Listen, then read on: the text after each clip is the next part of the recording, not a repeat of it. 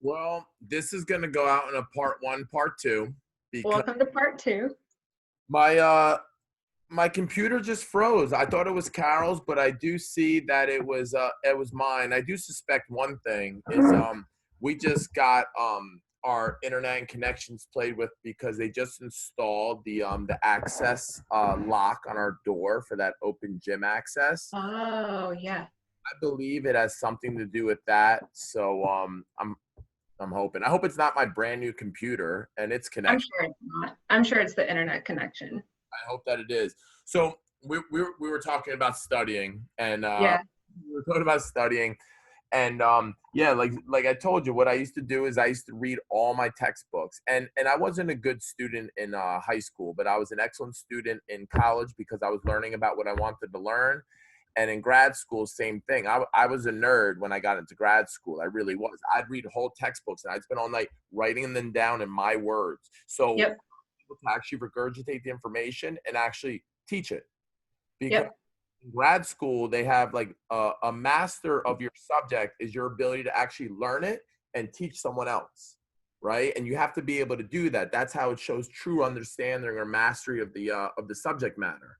100%. Yeah, you have to know something so much better to be able to teach somebody else. Like you have to have such a deeper understanding of it. We had to do the same thing actually in school. Like a couple of my classes, like the professor taught a couple classes, but like we each took a topic and every week we gave like a 2.5 hour lecture on whatever topic it was.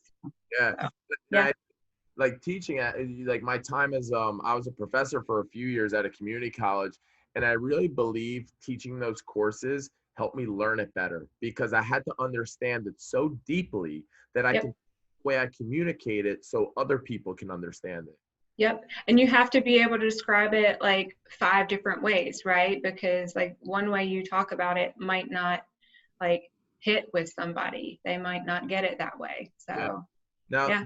the last thing I kind of wanted to talk about is I have just become a recent follower of yours. I've known you for years, and I don't maybe because I just started using Instagram over the COVID pandemic, and I Yeah. started following you on social media, and you post such great pictures of food, and I just want to know, was this something that happened in your older years, or were you always into cooking?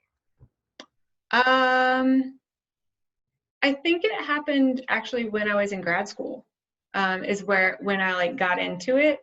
Um, and it was kind of out of necessity, right? Like when you're in grad school, like you make no money, you have no money, you also have no time, Mm-hmm. but you got to eat. Mm-hmm. And it's a lot cheaper to cook for yourself than it is to eat out, Oh, yeah. right? And so like I was like, well, if I'm going to be doing this, I might as well. I'm going to let this be my hobby. Uh-huh. Uh, so and it was funny. I listened to Ince's. He's a cooker too. I know. And he was like, yeah, like it was back when like Food Network was a thing. I was watching all these cooking shows, and I feel like Ince and I probably were watching the same shows at the same time. Um, because like I totally would watch some of that stuff. I'm like, okay, like that's how you do it. And I learned a lot of stuff that You way. someone that just follows a recipe because I can cook and follow a recipe, but when you have to start doing stuff that's kind of like by feeling it, that only happens if I've cooked that same thing a few times. Yeah. I start with a recipe. I like almost always, well, if it, like I usually start with a recipe, and I cook it according to the recipe at least once, and then after that I kind of like tweak it, right? Like depending on what I have, like whatever vegetables I have, or like maybe I want it to be a little bit different. So I do the same thing.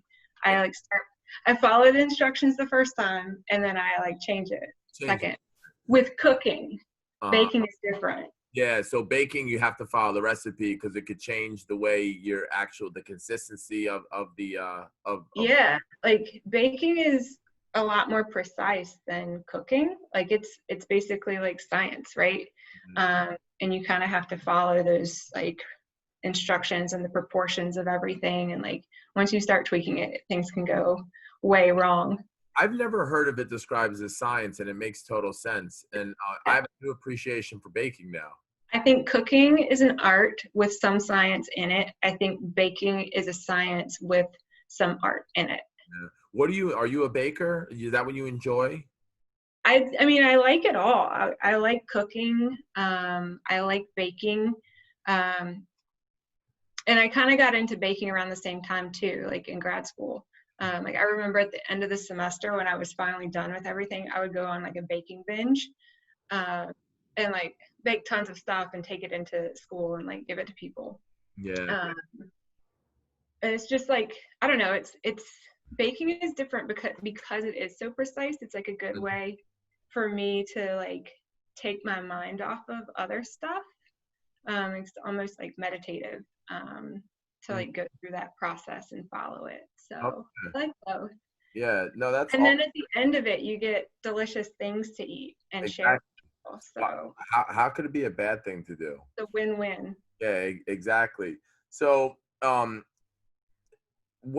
mean, I've heard about your breads. Your breads are supposed to be amazing.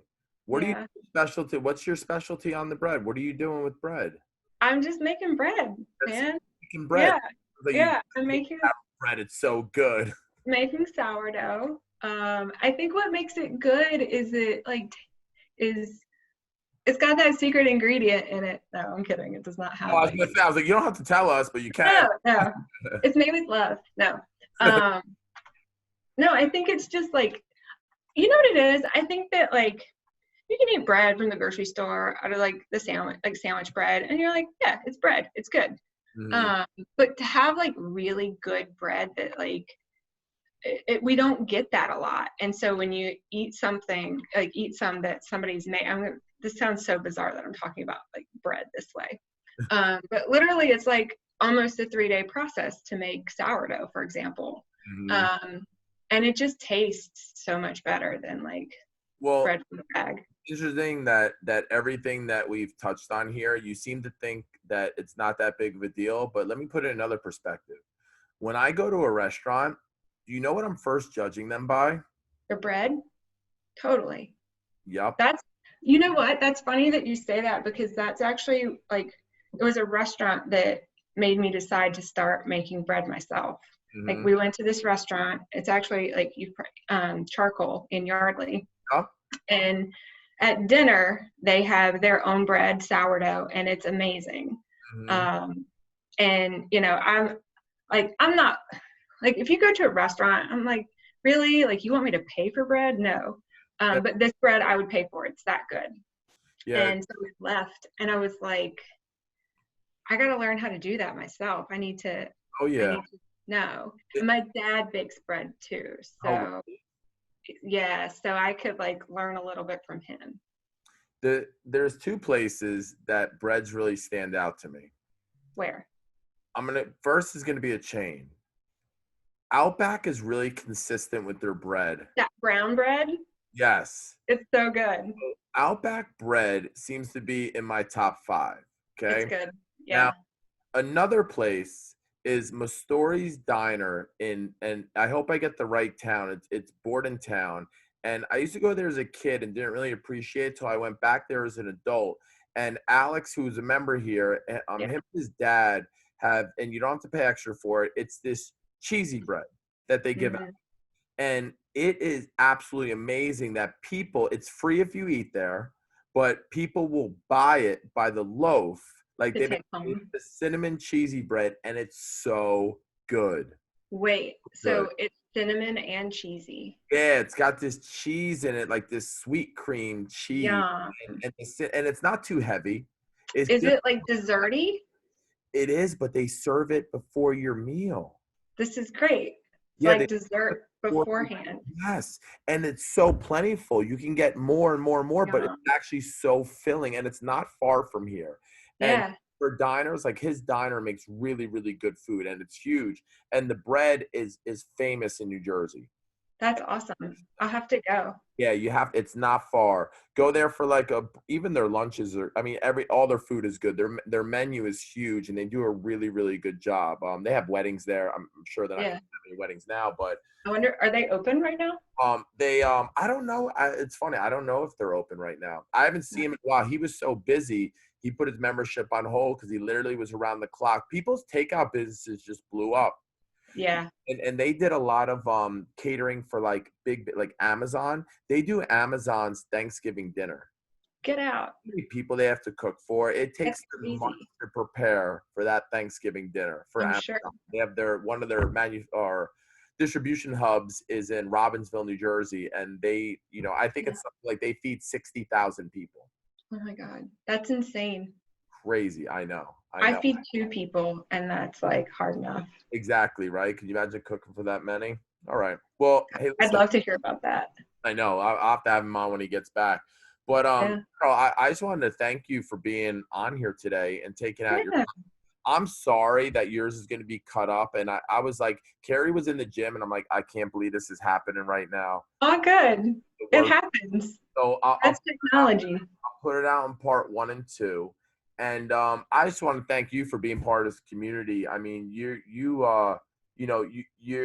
everyone in here is such a positive influence, but you come in here and you like embody the lifestyle that we are trying to, cultivate here. Is we want good people, positive, want to be healthy, supportive, friendly. And, I think you do a great job of that. And like when people are like, well, what are your members like? This is a good example. Good example. And you're someone I could point someone to is like, people have this weird vision of CrossFit that have never done it. And we seem to be totally different than that vision. Yeah, And I think that's what's so special about us. And when I say us, it's not our company, it's our people. for Our sure. I mean, special. it's the people that, Mm-hmm. that has kept me there. Yeah, So, exactly. And 100%. like you made a point earlier saying like I was doing CrossFit type workouts, and you're right. You could do those workouts. Like you could really do these workouts anywhere, but Yeah. something special. And I've been to a couple of the CrossFit gyms, and some of them have it, some of them don't. But when you walk in, it's just a different environment, and it's not all about the exercise. Right. It's about the people. Yep, for sure. Yeah. And It's a special place. I'm yeah, so happy to be there. and I'm thankful that it makes our job really, really easy. Where we're trying, like when we have people like that, like you, and there's 150 other people like you in here. Everyone is like that way. It makes us want to be better all the Yep. time. It does. So I thank you for that. And I also thank you for your time. And I'll talk to you when I see you in the gym. Yeah, sounds good. Thanks for having me. This was fun. All right. Take care. Enjoy your day. Yeah. See You ya. too. Bye.